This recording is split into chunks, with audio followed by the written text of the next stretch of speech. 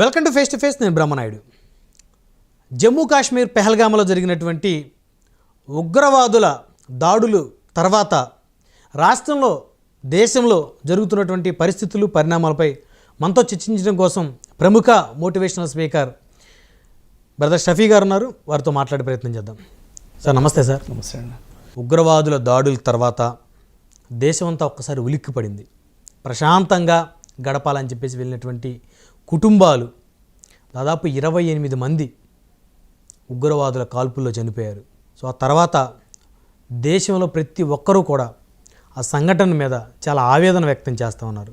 ఇంకెన్నాళ్ళు ఈ ఉగ్రదాడులు, ఇంకెన్నేళ్ళు మన దేశంలో మన పౌరులకి రక్షణ లేదా అనేటువంటి రకరకాల అభిప్రాయాలు కూడా వ్యక్తమవుతూ ఉన్నాయి. సో ఇలాంటి పరిస్థితుల్లో భారతదేశం మతాల మధ్య విద్వేషాలు చెలరేగకుండా ఉండాలంటే ఏం చేయాలి? చూడండి సార్, యాక్చువల్గా ఇప్పుడు ఏదైతే దాడి జరిగిందో చాలా బాధాకరమైన విషయం. అంటే ఒకసారి ఆలోచిస్తే ముఖ్యంగా అక్కడ పురుషుల్ని చంపేసి కుటుంబానికి బ్యాక్ బోన్ లేకుండా చేసి ఒక పెద్ద నష్టం.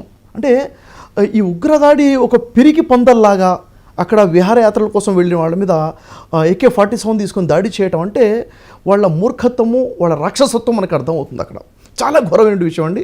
నిజంగా భారతదేశమే కాదు, ప్రపంచం మొత్తం ఉలికిపడింది.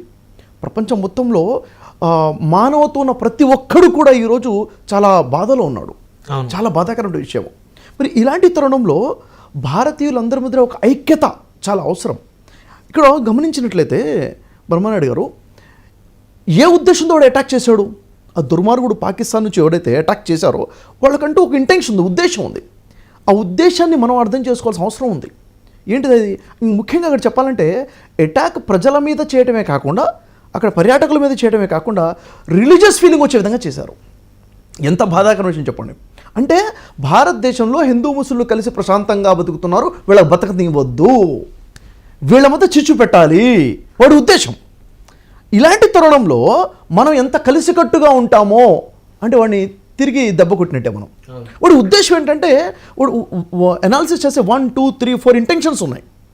మొదటి ఇంటెన్షన్ ఏంటంటే బ్రహ్మనాయుడు గారు అక్కడ ఎప్పుడైతే మన ప్రధాని 370 ఆర్టికల్ మీద రద్దు చేసేసారో ఆ తర్వాత ప్రశాంతమైన వాతావరణం ఏర్పడింది. ప్రకటించారు ప్రశాంతమైన వాతావరణం వచ్చేసిందని చెప్పేసి. బోర్డర్స్ అన్ని కూడా స్ట్రిక్ట్గా ఉన్నాయని చెప్పి, బోర్డర్స్ అన్ని కూడా 100% సేఫ్ అని చెప్పేసి ప్రకటించారు. అమిత్ షా గారు ప్రకటించారు, మోదీ గారు ప్రకటించున్నారు.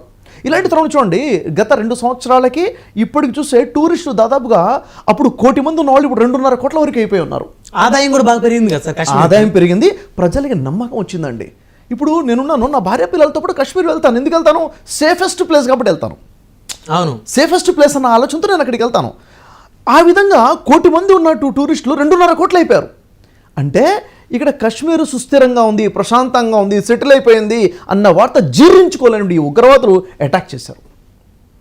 అంటే ఇక్కడ పీస్ఫుల్గా ఉంది అన్న వార్తను వాళ్ళు తట్టుకోలేపారు. ఇక్కడ ఒక అంశం షఫీ గారు, ఎవరైతే ఉగ్రవాదులు కాల్పులు జరుపుతున్నటువంటి తరుణంలో కొంతమందిని బట్టలు విప్పించి, ఇంకా చెప్పాలంటే పచ్చిగా వారు సుంతి చేసుకున్నారా లేదా అనే దాన్ని చెక్ చేసి కాల్చి చంపిన ఘటన ఎలా చూడాలి? మత విద్వేషాలు ఇక్కడ రేకెత్తింప చేయాలి. ప్రశాంతంగా అభివృద్ధి చెందుతున్న భారతదేశం, పాకిస్తాన్ చూడండి దరిద్రంలో ఉంది ఈరోజు.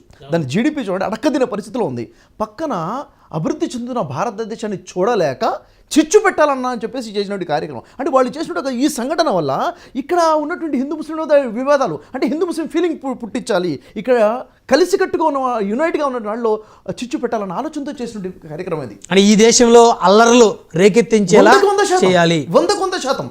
ఈ తరుణం చూడండి సార్, ఇప్పుడు ఈ అటాక్ సమయంలో ప్రభుత్వం చూడాల్సిన కోణం ఏంటి, ప్రభుత్వం తీసుకోవాల్సిన స్టెప్స్ ఏంటి, ప్రజలు చూడాల్సిన కోణం ఏంటి, ప్రజలు తీసుకోవాల్సిన స్టెప్స్ ఏంటి మనకు తెలుసుకోవాలి చాలా క్లారిటీగా. ఉదాహరణకి ప్రభుత్వం ఉంది, ప్రభుత్వం ఉన్నప్పుడు అక్కడ చూడండి దాదాపుగా ఇండియా బోర్డర్ దాటేసి దాదాపు 150-200 కిలోమీటర్ల లోపలికి టెర్రరిస్టులు వచ్చేసారు.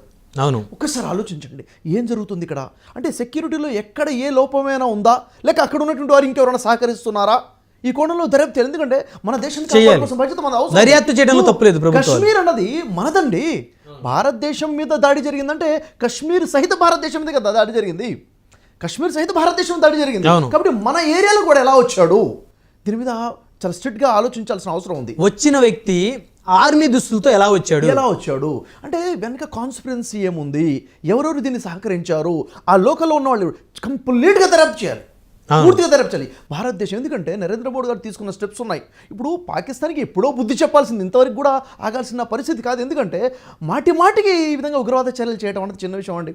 ప్రశాంతంగా బతుకుతున్నాము, అన్నదమ్ములా కలుస్తున్నాము, మన మధ్య చిచ్చుపట్టే ప్రయత్నం వాడు చేయడం అవునా. ఇంకోటి, కశ్మీర్ని ఒక రాష్ట్రంగా, ప్రత్యేక రాష్ట్రంగా ప్రకటించబోతున్నారు. ఇది తట్టుకోలేని పరిస్థితి. ఎందుకంటే మా కశ్మీర్ అని చెప్పేసి వాళ్ళు ఆలోచనలో ఉన్నప్పుడు కశ్మీర్ని ప్రత్యేక రాష్ట్రంగా, ఒక రాష్ట్రంగా ప్రకటించాలని మనం ఇప్పుడు నరేంద్ర మోడీ గారు ప్రకటించున్నారు. ఇది తట్టుకోలేని వాళ్ళు, ఇది లేదు, ప్రశాంతంగా లేదు, ఇక్కడ అల్లర్లు ఉన్నాయి అని చెప్పేసి ప్రపంచానికి మెసేజ్ ఇవ్వాలనుకుంటున్నారు. ఇంకోటి, జస్ట్ అటాక్ జరిగినట్టు 1 వీక్ బిఫోరే అక్కడ ఆర్మీ జనరల్ స్పీచ్ ఏంటంటే, అక్కడ దేశ ప్రజలకి, పాకిస్తాన్ ప్రజలకి ఉద్దేశించి, లేదు పాకిస్తాన్ మనం వదిలిపెట్టాము, పాకిస్తాన్ మందే ఉంటుంది అన్న ఆలోచన వాళ్ళు ఏదైతే ఇస్తున్నారో, అంటే వాళ్ళ ప్రజల ఊరట కల్పించడం కోసం, అది ప్రశాంతంగా లేదు, మన గ్రిప్లోనే ఉంది అని చెప్పుకోవడం కోసం వాళ్ళు చేసినటువంటి కార్యక్రమం. అంటే కశ్మీర్ మన గ్రిప్లో ఉంది, కశ్మీర్ మనం ఆక్రమిస్తాం భవిష్యత్తులో అని చెప్పాలన్న అంటే వాళ్ళు ఆక్రమించింది కాకుండా POKతో పాటు ఇంకా ఆక్రమించాలనే భారతదేశం ప్రశాంతంగా ఉంచలేము, భారతదేశం ప్రశాంతంగా ఉంచము అన్న మెసేజ్ వాళ్ళు ఇవ్వాలనుకుంటున్నారు. ఈ తరుణంలో భారతదేశంలో ఉన్నటువంటి ఆర్మీ, ఇంటెలిజెన్స్ డిపార్ట్మెంట్ పూర్తి కట్టుదిట్టంగా ఉండడమే కాకుండా భారతీయుల మధ్యన ఐక్యత రావాల్సిన అవసరం చాలా ఉంది. ఇప్పుడు హిందూ ముస్లిం విడగొట్టాలని వాడు ఏదైతే చేస్తున్నాడో, మనం కలిసికట్టుగా ఉంటే చెప్పు తీసుకుని ముఖం మీద కొట్టినట్టే. కాబట్టి ఇలాంటిగా మన వ్యవహారం ఈరోజు ఉండాలి. ఈరోజు మన మధ్యనే చిచ్చు పెట్టేటువంటి ప్రయత్నాలు కొంతమంది చేస్తుంటే వారు అర్థం చేసుకోవాలి అసలు ఉగ్రవాదుల యొక్క పన్నాగం ఏంటి. అవునా, దేశాన్ని అస్థిరం చేయాలి, దేశంలో మత కల్లోలాలు రెచ్చగొట్టాలి, దాని ద్వారా వాళ్ళే కొట్టుకొని చావాలి. బయట వాళ్ళు అవసరం లేదు కదా, వీళ్ళు ఎప్పుడు కొట్టుకొని చేస్తారు, ఇంకా బయట శత్రువు అవసరం లేదు. కాబట్టి వాడు స్ట్రాటజికల్గా ఆలోచన ప్రకారంగా చేస్తున్నాడు. దీన్ని మనం గుర్తించాల్సిన అవసరం ఉంది. ఇక్కడ ఇంకొక అంశం షఫీ గారు, ప్రధానంగా కనుక చూస్తే ఆంధ్రప్రదేశ్ కానీ తెలంగాణ కానీ మిగతా రాష్ట్రాల్లో ఎవరెవరైతే పాకిస్తానీలు ఉన్నారో వాళ్ళందరినీ తిరిగి వారి దేశానికి వెళ్ళిపోవాలని చెప్పేసి భారత ప్రభుత్వం హుకుం జారీ చేసింది. వారి పాస్పోర్ట్లు కూడా రద్దు చేసింది. ఇంకా వారి ఇక్కడికి వచ్చే అవకాశం లేదు. వారితోటి, పాకిస్తాన్ వారితోటి పూర్తిగా సంబంధాలు తెంచుకోవడం డిసైడ్ అయిపోయారు. చాలా మంచిది. అవును, ఒక్క హైదరాబాద్లోనే 200 మంది పాకిస్తానీలు ఉన్నట్లు గుర్తించారు. సో ఏంటి హైదరాబాద్కి పాకిస్తానీలకు ఉన్న సంబంధం? అంటే పాత బస్తీకి పాకిస్తానీలకి ఉన్నటువంటి పూర్వపు రిలేషన్ అనుకోవాలా సార్? నిజానికి చెప్పాలంటే ఒకప్పుడు అందరం కలిసి ఒకే ప్రాంతంలో ఉన్న వాళ్ళే కదా. పాకిస్తాన్ ఇండియా కలిసే ఉంది కదా. ఒక 100 సంవత్సరాలు 70 సంవత్సరాల ముందు చూసుకుంటే అంతా ఒకటే. ఇక్కడ వాళ్ళు అక్కడ వాళ్ళు మధ్యలో ఎక్కడైతే బార్డర్ డివైడ్ అయిపోయిందో, అటు నుంచి ఇటు వచ్చేవాళ్ళు ఇటు వచ్చేసారు, ఇటు నుంచి అటు వెళ్ళిపోయారు. అయినప్పుడు రిలేషన్స్ ఉన్నాయి. ఒక జనరేషన్ ఎన్నికి వెళ్ళిపోతే రిలేషన్స్ ఉన్నాయి. అయినా కానీ ఇప్పుడు ఈ తరుణంలో పాకిస్తానీ భారతదేశంలో ఉండడం ఎంతవరకు సమంజసం చెప్పండి? ఇలా అటాక్ అయ్యేటప్పుడు ప్రశాంతంగా మనం నిద్రపోలేము కదా. ఏదైతే డిసిషన్ తీసుకున్నారు నరేంద్ర మోడీ గారు తీసుకున్నారో, అమిత్ షా గారు ప్రతి రాష్ట్రంలో ఉన్న చీఫ్ మినిస్టర్ కాల్ చేసి చెప్పారో, చాలా రైట్ డిసిషన్ నేను చెప్తాను. ఎందుకంటే మనకి ఫస్ట్ సేఫ్టీ కావాలి. వేరే వారికి ఇక్కడ ఉండే అవకాశం ఇస్తున్నామా లేదా అని సెకండరీ. ముందు మనం ప్రశాంతంగా ఉండాలి కదా, మన భారతీయుడు ప్రశాంతంగా ఉండాలి. కాబట్టి ఎంతమంది అయితే పాకిస్తానీయులు పాకిస్తాన్ నుంచి ఇక్కడైతే ఉన్నారో వాళ్ళని వెంటనే పంపించాల్సిన అవసరం మనకు ఉంది. ఇది తీసుకునే చాలా సరైన నిర్ణయం అండి ఇది. ఇప్పుడు అస్సాం రాష్ట్రంలో ఒక ఎమ్మెల్యే, ముస్లిం ఎమ్మెల్యే, ఈ పెహల్గామా ఉగ్రదాడికి సంబంధించి ఇది భారత ప్రభుత్వం కుట్ర అని చెప్పేసి ఆయన మాట్లాడితే అస్సాం ప్రభుత్వం ఆయన అరెస్ట్ చేసింది, దేశద్రోహం కేసు పెట్టింది. చాలా మంచి పని చేశారు. ఇదే అన్నా నేను, మనం మాట్లాడేటప్పుడు ఆలోచించి మాట్లాడాలి. దేశం మీద దాడి జరిగినప్పుడు నిజంగా చెప్పాలంటే ఇది అక్కడ ఉన్నటువంటి 27 మంది మీద జరిగిన దాడి కాదండి, ఇది దేశం మీద జరిగిన దాడి. దేశం యొక్క మనశ్శాంతి మీద, దేశం యొక్క శాంతి భద్రతల మీద జరిగిన దాడి ఇది. కాబట్టి తిప్పి కొట్టాల్సిన తరుణంలో మనల్ని తప్పు పట్టుకునే పరిస్థితి ఉంటే ఎంత ఘోరమైన విషయం. ఉండొచ్చు మనలో 1-2 లోపాలు ఉంటే సవరించుకుందాం, ఇది మన లోపల విషయము. సెక్యూరిటీని కట్టుదిట్టం చేద్దాము, ఇంకా బోర్డర్ని ఇంకా కఠినంగా సీజ్ చేసే విధంగా చేద్దాము. కానీ ఈ టైంలో తిప్పి కొట్టాల్సిన సమయంలో ఈ విధంగా మాట్లాడడం తప్పండి. కానీ షఫీ గారు, భారత సైన్యంలో ముస్లింల పాత్ర ఏ మేరకు ఉందని అనుకోవచ్చు?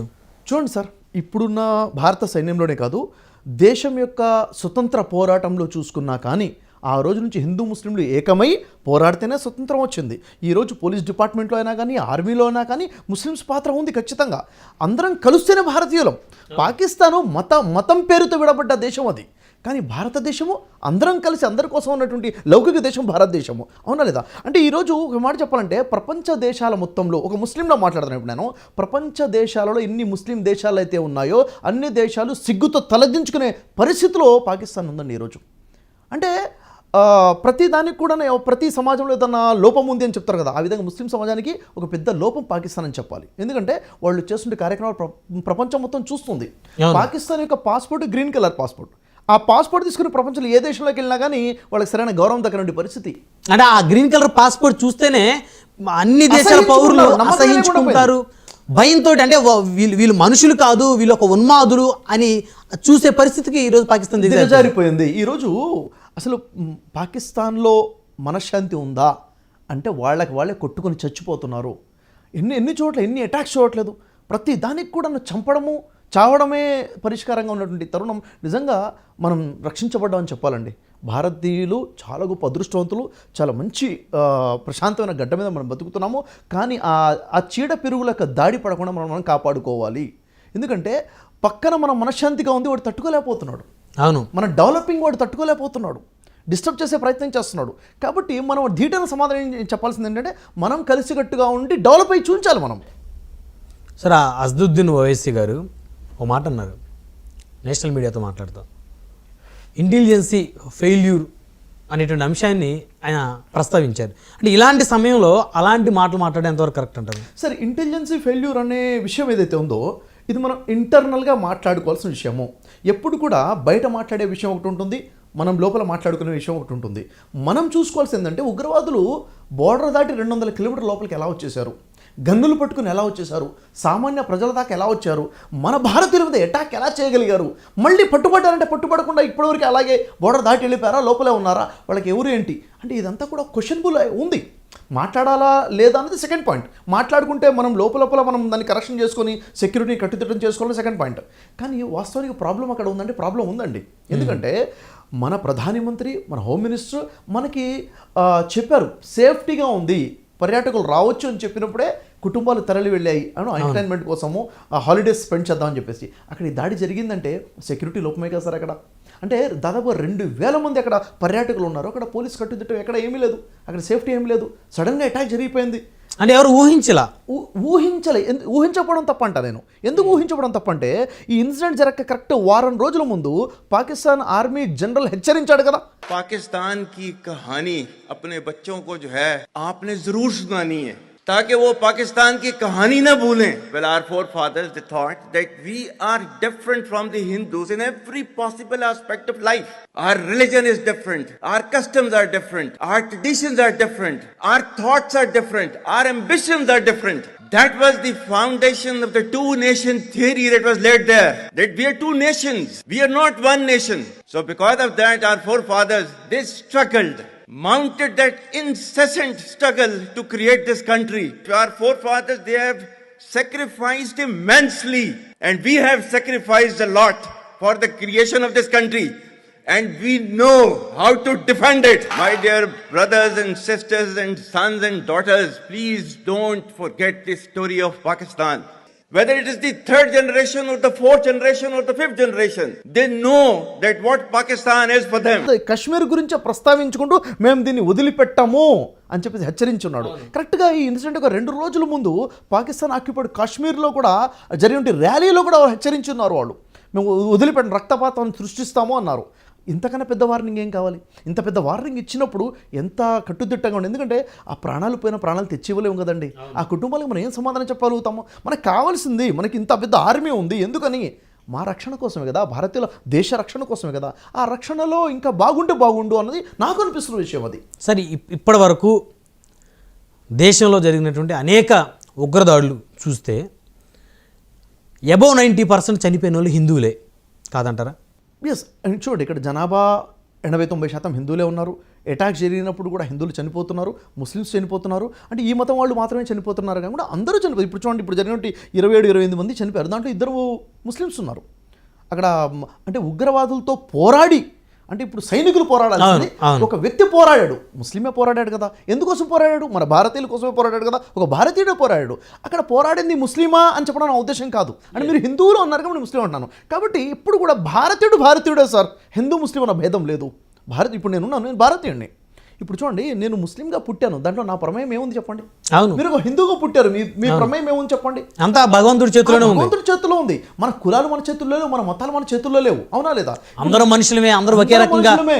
తల్లి కడుపులో నుంచి ఒకే రకంగా నా జన్మిస్తారు. రంగు నేను నిర్ణయించుకోలేదు, నా ఎత్తు నేను నిర్ణయించుకోలేదు, నా కులాన్ని నేను నిర్ణయించుకోలేదు. కానీ నా క్యారెక్టర్ ఈజ్ ఇంపార్టెంట్. నాలో మానవత్వం, అది నేను నిర్ణయించుకుంటాను. ఎంత మానవత్వంతో ఉన్నామన్నది ఇంపార్టెంట్. సరే, ఇప్పుడు ఈ పరిస్థితులన్నీ ఒకసారి అబ్జర్వ్ చేస్తే దేశంలో హిందువులకి ముస్లింలకి మధ్య ఈ పెహల్గామా దాడి తర్వాత కాస్త అగాధం ఏర్పడింది అన్న మాట వాస్తవం కదా. దీన్ని ఎలా కంట్రోల్ చేయాలి? ఈ తరుణంలో హిందూ ముస్లిం మధ్య ఒక అగాధం వచ్చింది అంటే ఉగ్రవాదులు సాఫల్యం పొందారు అని అర్థం. వాడి ఉద్దేశం బాంబు వేయటము, నలుగురిని చంపడం కాదు. ఇక్కడ హిందూ ముస్లింల మధ్య చిచ్చు పెట్టి దూరం చేయటమే వాడి ఉద్దేశం. ఇప్పుడు మనం వాడిని గెలిపిద్దామా, వాడిని ఓడగొడదామా అన్నదే పాయింట్ ఇక్కడ. వాడిని ఓడించాలి, వాడిని ఓడించాలంటే మనం కలిసి ఉండాలి. ఈ షఫీ అయినా బ్రహ్మానాయుడు అయినా కానీ సొంత అన్నదమ్ములకు లాగా మనం కలిసి ఉండాలి. అప్పుడు వాడిని టెర్రరిస్ట్ని ఓడగొట్టినాడు. ఒకవేళ బ్రహ్మానాయుడు గారికి షఫీ గారికి మధ్య చిచ్చు వచ్చేసింది, ఎడబాటు వచ్చేసిందంటే వాడు గెలిచినట్టే కదా. వాడి ఉద్దేశం అది కదా. అందుకే వాడు పేరడుగు మరి హిందూ అని చంపే ప్రయత్నం చేశాడు. కాబట్టి హిందూ ముస్లింలు రెచ్చగొట్టాలి అన్నదే వాడి ఉద్దేశం. ఎందుకంటే వాడిది పాకిస్తాన్ అండి, వాడిది పాకిస్తాన్, మతం పేరుతో విడబడ్డ దేశం, మంది లౌకిక దేశం, అందరం కలిసికట్టుగా ఉన్నాం మనం, అవునా లేదా? ఇప్పుడు ప్రపంచ దేశాలకే రోల్ మోడల్ భారతదేశం. ఈరోజు విశ్వ గురువుగా పిలువబడుతున్న దేశం భారతదేశం. విశ్వానికి, ప్రపంచం మొత్తానికి ద మాస్టర్ కంట్రీ ఏదంటే భారతదేశం. దాంతో మనకేంటి పోలిక అసలు, అవునా లేదా? కాబట్టి ఇక్కడ మనం కలిసికట్టుగా ఉండడమే జయం అంటాను నేను. షఫీ గారు, పాకిస్తాన్ మీద యుద్ధానికి భారతదేశంలో ఇంటికొక పౌరుడు రావాలని ప్రధానమంత్రి పిలుపునిస్తే షఫీ గారు సిద్ధంగా ఉన్నారా? మొదటి పౌరుడుగా నేను నిలబడతాను సార్. మొదటి పౌరుడుగా దేశ రక్షణ కోసం ఆర్టికల్, భారతదేశం నా మాతృభూమి, భారతీయులందరూ నా సహోదరులు, దేశ రక్షణ కోసం నా ప్రతి రక్త బొట్టు కూడా చిందించడానికి సిద్ధంగా ఉన్నాం. మన తాత ముత్తాతలు చిందించారు సార్ స్వతంత్రంతో. మన దేశాన్ని ఎలా కాపాడుకుని చెప్పండి? మన దేశం స్వతంత్రం ఎలా వచ్చింది? అనేక మంది ప్రాణాలు కోల్పోతారు. స్వతంత్ర భారతదేశం వచ్చింది. ఈ రోజు స్వతంత్రం కోసం పోరాడాలంటే, న్యాయం కోసం పోరాడాలంటే మొదటి అడుగు నాదే ఉంటుంది, బ్రదర్ షఫీగా ఉంటుంది. సో ఇక నుంచి జరిగేటువంటి పరిస్థితుల అంశాల మీద కనుక మనం చూస్తే, సో ఎలా ఉండాలి హిందూ ముస్లింలు ఈ ఉగ్రదాడి తర్వాత వీరి మధ్య, ఈ రెండు మతాల మధ్య ఎలాంటి డిస్టర్బెన్స్ లేకుండా ఉండాలంటే ఎలాంటి చర్యలు తీసుకోవాలి షఫీ గారు? మొదటి విషయం ఏంటంటే సార్, ఇక్కడ ప్రధానమైన పాత్ర ఏముందంటే, అసలు ఈ డిఫరెన్సెస్ ఎందుకు వస్తున్నాయంటే మన ధార్మిక గ్రంథాలకు మనం దూరం అయిపోయామండి. ధార్మిక గ్రంథాలు మనం గట్టిగా పట్టుకుంటే మనంతా కలిసికట్టుగా ఉంటాం. ఎందుకంటే మన వైదిక ధర్మం మనకేం చెప్తుంది, సనాతన ధర్మం ఏం చెప్తుందంటే సర్వే జనం సుఖినో భవంతు అని చెప్తుంది. సర్వజనులు సుఖంగా ఉండాలి అని చెప్తున్న ఇంత గొప్ప సనాతన ధర్మం మనది. సర్వజనుల్లో హిందువులే లేరు, అందరూ ఉన్నారన్న విషయం ఒక హిందూ గుర్తిస్తాడు. అలాగే నిన్ను వల్ల నీ పొరుగువారిని ప్రేమించుము అని బైబిల్ బోధించేటప్పుడు ఆ క్రైస్తవుడు గుర్తిస్తాడు, నా పొరుగుడు క్రైస్తవుడే కాదు, ఎవరైనాగా నేను ప్రేమించాల్సిందే అని చెప్పేసి. అదే ఖురాన్ చెప్తున్న, ఇస్లాం ఇచ్చిన సందేశం ఏంటంటే నీ పొరుగువాడిని నిన్ను నువ్వు ఎలా ఇష్టపడతావో అలా ఇష్టపడు, నీకోసం నువ్వు ఏదైతే ఇష్టపడతావు అలా నువ్వు వాడిని కూడా అతని కోసం కూడా ఇష్టపడని చెప్తున్న ఇస్లాం. పొరుగువారంటే ముస్లిం అవ్వాల్సిన అవసరం లేదు, మన గ్రంథాన్ని మనం చేత పట్టుకోవాలి. ఎందుకంటే సనాతన ధర్మం మనకు నేర్పింది ఏంటంటే మానవులందరూ కూడా వసుదైవ కుటుంబం అని చెప్పింది. వసుదైవ కుటుంబం అంటే అందరూ ఒకే రక్తము పంచుకుని పుట్టాం కదా, మనందరం అమ్మా నాన్న ఒకళ్ళే, ఒకే తల్లిదండ్రుల నుంచి పుట్టాం. బైబిల్ అదే చెప్తుంది, ఖురాన్ అదే చెప్తుంది. ఎప్పుడైతే ఈ గ్రంథాలు చెప్తున్నాయో బ్రహ్మనాయుడు గారిలో ఉన్నటువంటి రక్తమే నాలో కూడా ఉన్న రక్తం అదే. ఉదాహరణకు ఒక మాట చెప్తానండి, నిజం చెప్తాను. ఏంటది అంటే, ఇప్పుడు మీ నాన్నగారు ఉన్నారు, మీ నాన్నగారికి నాన్న ఉన్నారు, ఆ నాన్నకు నాన్నకు నాన్నకు నాన్నకు నాన్నకు నాన్న మొదటి నాన్న ఉన్నాడే, ఆయనే కదా నా నాన్న కూడాను. అంటే మీ నాన్నగారే నాకు కూడా నాన్న. ఇదే కదా సనాతన ధర్మం బోధించింది, ఇదే కదా ఖురాన్ బోధిస్తుంది, బైబిల్. ఈ గ్రంథాలని కరెక్ట్గా అర్థం చేసుకుంటే సరిపోతుందండి. ఇది ఎవరు చెప్పాలంటే మన ధార్మిక గురువులు ఉన్నారు, మత గురువులు చెప్పాలి. గురువులు చెప్పాలి. మనిషిని మనిషిగా ప్రేమించు, మానవ సేవయే మాధవ సేవ అన్నప్పుడు మానవుడిలో మతం లేదండి. నేను మానవుడిగా సేవ చేయాలనుకున్నప్పుడు మరి ఆ మానవుడు హిందువా ముస్లిమా చూస్తున్నా అంటే అసలు నాలో మానవత్వం లేదని, నేను దేవుడిని అర్థం చేసుకోలేదని అర్థం. ఒక మానవుని హింసిస్తున్నా అంటే దేవుణ్ణి హింసిస్తున్నానని, ఒక మానవుని మోసం చేస్తున్నానంటే దేవుణ్ణి మోసం చేస్తున్నానని కదా. కాబట్టి దేవుని మనం చూడలేం, ఒక మనిషిలోనే ఆ దైవత్వాన్ని చూసుకుంటాము. మానవ సేవయే మాధవ సేవ అంటే ఇది. కాబట్టి ఎప్పుడైతే ధార్మిక గ్రంథాలను మనం తెలుసుకుంటామో, ఈ ధర్మం ఏంటో మనకు అర్థమవుతుందో, ధర్మో రక్షతి రక్షిత, మనం ఎప్పుడైతే ధర్మాన్ని రక్షిస్తామో అప్పుడు ఆ ధర్మమే మనల్ని రక్షిస్తుంది. ధర్మం ఏంటి?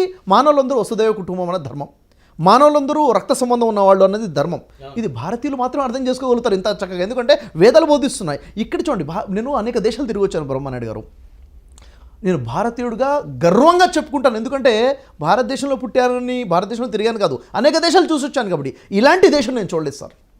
ఇన్ని రంగులు, ఇన్ని సంస్కృతులు, ఇన్ని మతాలు, ఇన్ని కులాలు, ఇన్ని విభేదాలు, ఇన్ని భాషలు, ఇన్ని ఉండి కూడా ఐక్యంగా ఉంటామే. ఇది ప్రపంచంలో ఎక్కడ? భారతదేశం భిన్నత్వంలో ఏకత్వం. భిన్నత్వంలో ఏకత్వం సార్. ఇది కదా పాకిస్తాన్ వాడు చూసి ఓరవలేని తనవాడిది. కాబట్టి మనం అర్థం చేసుకోవాలి, వాడి యొక్క పాకిస్తాన్లో ఉన్న ఉగ్రవాదుల యొక్క ఆలోచనలు ఏవైతే ఉన్నాయో వాటిని తిప్పి కొట్టాలి. ఎప్పుడో పాకిస్తాన్ బుద్ధి చెప్పాల్సిందే.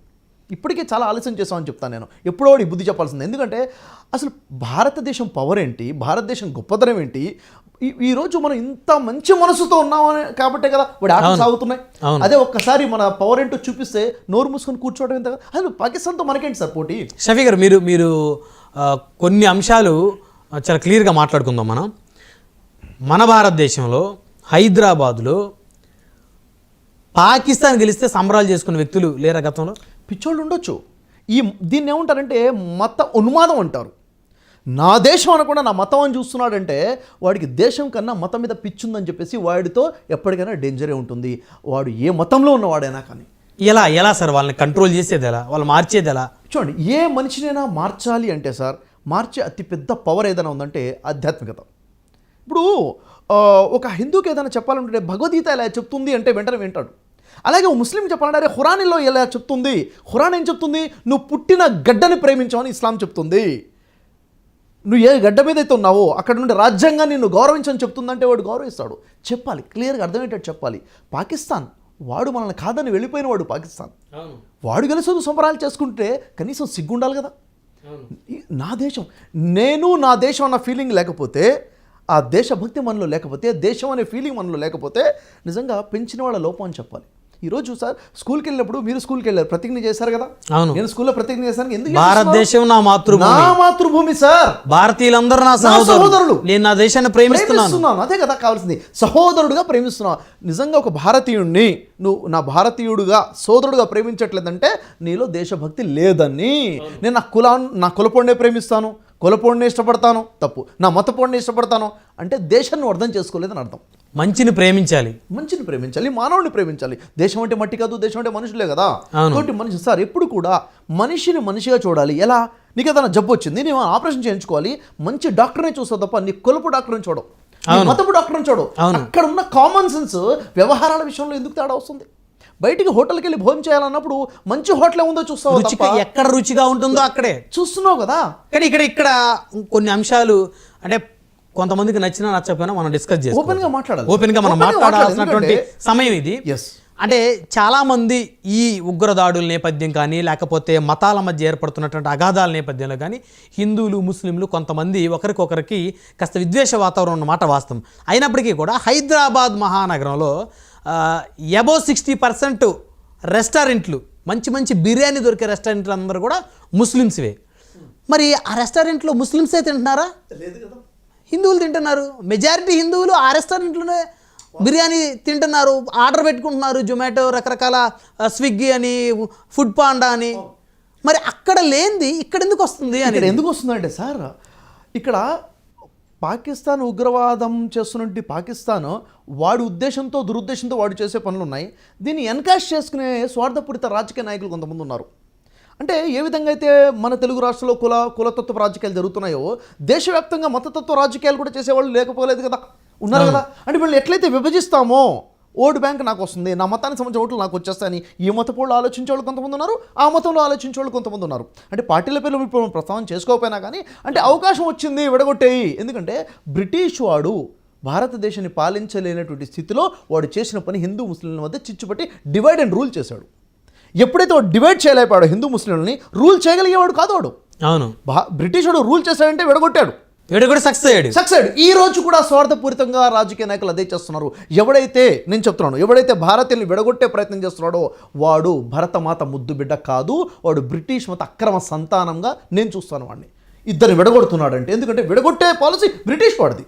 అవును, కలపాలి, భిన్నత్వంలో ఏకత్వం ఉండాలి. ఇది భారతదేశం మనకు నేర్పింది, ఇది భారత మాత మనకు నేర్పినటువంటి బుద్ధి అనమాట. ఈ విధంగానే మనం ఉండాలి. ఎందుకంటే నీ రాజకీయ లాభాల కోసం నువ్వు ఏదైనా చేస్తున్నావు అనుకో, నీ జీవితం ఎంత 20, 30, 40, 50 సంవత్సరాలు చచ్చిపోతావు. ఆ తర్వాత సమాధానం చెప్పుకోవాల్సింది లేదా? ఆ పైవాడు లేడా? పైవాడికి సమాధానం చెప్పుకోవాలి కదా. ప్రతి మానవుడు కూడా ఇక్కడ ఉండిపోవడం రాలేదు, చచ్చిపోతాం కదా, పైకి వెళ్ళిపోతాం. సర్వేశ్వరుడు పైన చూస్తున్నాడు, భగవంతుడు చూస్తున్నాడు. మరి కర్మఫలం ఉంది కదా, నేను చేసిన ప్రతి కర్మ తిరిగి నా జీవితంలోకి వస్తుంది కదా, అదెందుకు మర్చిపోతున్నాం?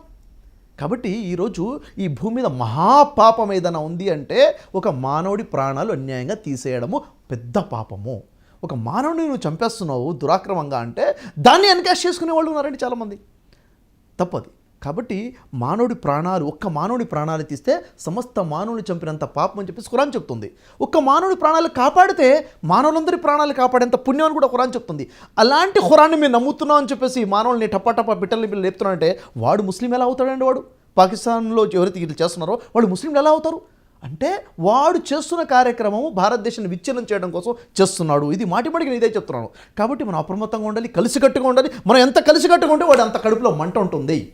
ఓడించాలంటే భారతీయులందరూ ఏకమవ్వాలి. సరే, ఇప్పుడు ఈ పరిస్థితుల్లో అంటే 28 మందిని చంపినటువంటి నేపథ్యంలో దాదాపు 95% హిందువులే కాబట్టి చనిపోయిన వారు. సో ఇప్పుడు ముస్లింకి ఏమన్నా కాస్త ఇన్సెక్యూరిటీ ఫీలింగ్ ఏమన్నా ఉందా ఈ దేశంలో? అంటే మీరు అబ్జర్వ్ చేస్తున్నారు, మీ స్నేహితులు, మీ బంధువులు, మీ ఫ్రెండ్స్. పాకిస్తాన్లో ఉన్న హిందువులకి ఇన్సెక్యూరిటీ ఫీలింగ్ ఉంటుందేమో కానీ భారతదేశంలో ఉన్న ముస్లింలకు ఇన్సెక్యూరిటీ ఫీలింగ్ లేదు సార్. ఉండబోదు. అంటే మమ్మల్ని అనుకుంటున్నారేమో. ఏమీ లేదు, ఉండదు. నా భారతీయుడు నా గురించి ఏమనుకుంటాడో నాకు బాగా తెలుసు. కలిసి పుట్టాం, కలిసి పెరిగాం, కలిసి చదువుకున్నాం, కలిసి ఉద్యోగాలు చేస్తున్నాం, కలిసి ఒక వీధిలో ఉన్నాం, కలిసి ఆడుకుంటున్నాం. మన మధ్యన తేడా రాదు. మన మధ్య తేడా వచ్చిందంటే వాడు గెలిచినట్టే, పాకిస్తాన్ ఉగ్రవాది గెలిచినట్టే. ఖచ్చితంగా భారతీయుల మధ్య తేడా రాదు, రాకూడదు. ఇది నేను ఇస్తున్నట్టు స్ట్రాంగ్ వాయిస్ అండి. ఎందుకంటే చూడండి, అక్కడ పెహల్గాంలో ఎప్పుడైతే ఉగ్రవాదులు అటాక్ చేశారో 27 మంది మీద అటాక్ జరిగింది. అనేక మంది గాయపడ్డారు. గాయపడ్డ తర్వాత 2000 మంది ఉన్నారు అక్కడ. ఈ 2000 మందిని అంత పెద్ద కొండ మీద నుంచి కిందికి, రోడ్డు కూడా లేదు, కిందికి దించింది ఎవరండి? వాళ్ళందరూ సేఫ్గా సెక్యూరిటీ కిందికి రావాల్సింది పాకిస్తాన్లో ఉన్నటువంటి అక్కడ మన భారతీయ ముస్లింలే కదా. ఎవరైతే గాయపడ్డారో వాళ్ళ భుజాల మీద వేసుకొని అంత పైనుంచి కిందికి దించారే, వాళ్ళకి షెల్టర్ ఇచ్చారే, వాళ్ళకి భోజనాలు పెట్టారే, రాత్రి వసతి ఇచ్చారో, వాళ్ళకి ధైర్యం చెప్పారే. ఎవరు? ఇక్కడున్న భారతీయులకి, ఇక్కడున్న భారతీయ ముస్లిం, కాశ్మీర్ ముస్లింలే కదా. ఎందుకు బ్లడ్ సార్, ఇండియన్ బ్లడ్ లోనే హెల్పింగ్ నేచర్, మన దేశం ఇండియన్ బ్లడ్ లోనే వి ఫీలింగ్ ఉంది. కాబట్టి ఎప్పుడు కూడా భారతదేశంలో ఉన్న ఎవడి కూడా అభద్రతా భావం లేదు. ఎవడో ఒకడు ఉంటాడేమో, ప్రతి దగ్గర ఎవడో ఒకడు ఉంటాడు. అవును, ఉండొచ్చు, ఒకళ్ళిద్దరు. ప్రతి పంట చేనులో 1-2 కలుపు మొక్కలు ఉంటాయి. ఆ కలుపు మొక్కలు ఉన్నంత మాత్రాన మన పంట మొత్తం ఖరాబ్ అయిపోయిందని కాదు కదా. కాబట్టి ప్రజలకి ఆలోచన ఉంది, ప్రజలు అప్రమత్తంగా ఉన్నారు, ప్రజలకు తెలుసు, ప్రజలందరం కూడా కలిసికట్టుగా ఉన్నామని చెప్పేసి భారతదేశాన్ని ఎవడూ విచ్ఛిన్నం చేయలేడు. ఇదండి నేను ఇచ్చే మెసేజ్.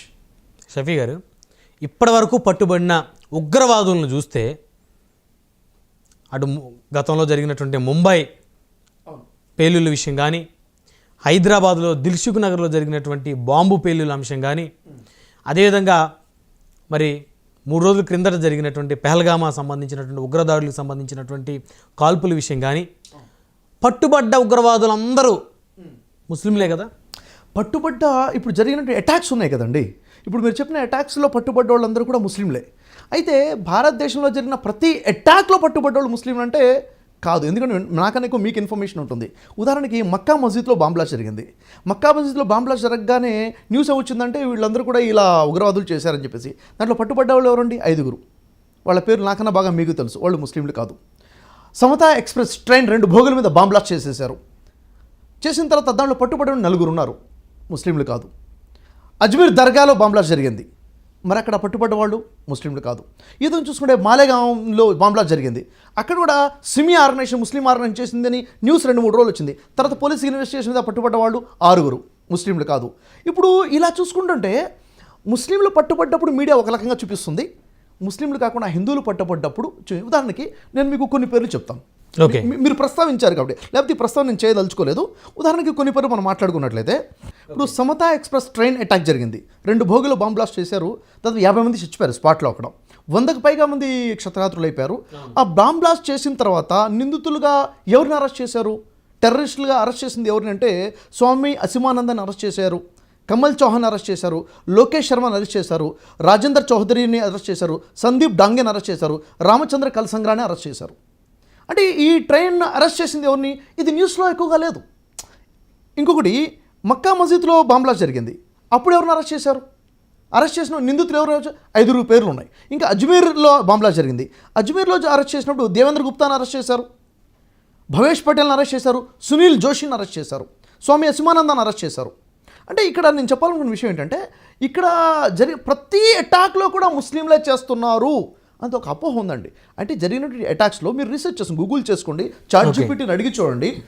సమతా ఎక్స్ప్రెస్ అటాక్స్లో అరెస్ట్ అయినటువంటి వారు ఎవరు, అజ్మీర్ దర్గాలో అరెస్ట్ అయిన వారు ఎవరు, మక్కా మస్జిద్ బాంబ్ బ్లాస్ట్ చేసినటువంటి దాంట్లో అరెస్ట్ అయినటువంటి వారు ఎవరు, మాలేగాం బ్లాస్ట్లో అరెస్ట్ అయిన మాలేగాంలో మోటార్ సైకిల్లో బాంబ్ పెట్టేసి అరెస్ట్ చేయడం జరిగింది, బాంబ్ బ్లాస్ట్ చేశారు.